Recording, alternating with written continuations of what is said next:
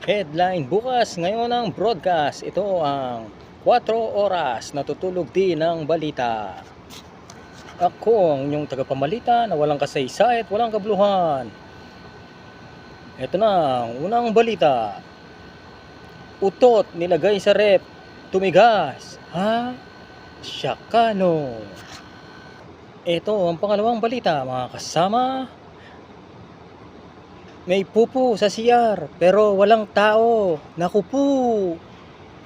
Ang ating pangatlong balita, mga biik nagrally. Ang dahilan, baboy ang kanilang nanay. Ha?